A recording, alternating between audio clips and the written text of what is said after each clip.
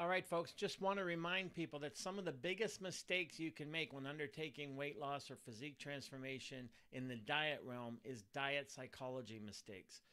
Mistakes in stinking thinking when it comes to dieting. Now, I'm going to give you a diet psychology tip here, one that's outlined in my book, Beyond Metabolism, all right, which I discuss in there. One of the biggest mistakes that people make when they're first starting out, they're going well, they've started some kind of controlled, a relative caloric deficit regimen, and then they start thinking to themselves, well, what can I have as a healthy snack if I get hungry?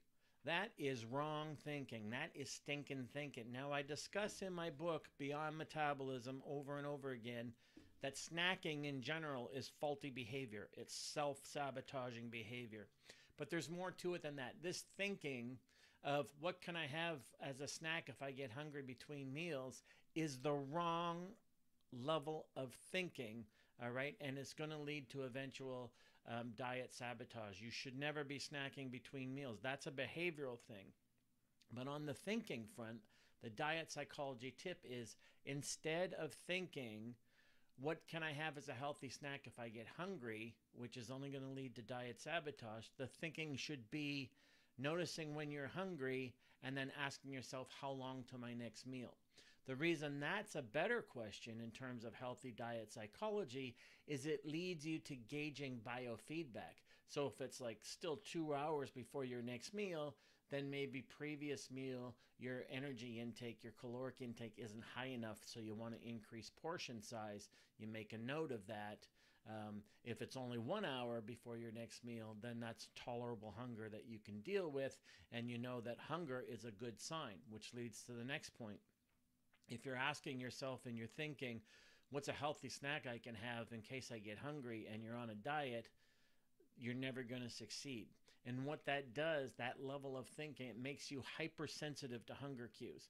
If you're always asking yourself, when am I hungry or when am I feeling hungry, then you're always going to notice that more and more and more and more. And then that's going to lead to self-sabotaging behaviors. So it's not the right kind of thinking to be thinking that every time you feel hunger, there's something wrong and you need to respond to it. Let it be. But instead, be observational about it. How long before my next meal? Oh, I'm really hungry. How long before my next meal? That's the right level of thinking. Not what kind of healthy snack can I have. That's always going to come back and bite you on the behind. All right, that's like shooting yourself in the foot. Snacking is self-sabotaging behavior, and the proper diet psychology isn't what to do when I notice I'm hungry. You don't do anything. You make an observational point. How long before my next meal? And if it's too long before your next meal, then you know portion sizes at previous meal were a bit too low. If that starts to be a pattern that you're noticing. If it's just one day and it's incidental, then it's no big deal. These things are going to happen. One day you're going to be hungrier than another day or whatever, and it's going to be something you observe. But keep that in mind. If you're always asking yourself whether or not you're hungry and what to do about it, then you're going to become completely hypersensitive to this, and you're going to overreact to every little hunger cue. So the wrong question is to ask yourself, what's a healthy snack I can have if I get hungry? Wrong, wrong, wrong. Snacking is self-sabotaging behavior. The better diet psychology question is, oh, I'm really hungry. How long before my next meal? That way, you can gauge through biofeedback how to tweak your portion sizes meal to meal, day to day, week to week, and on and on.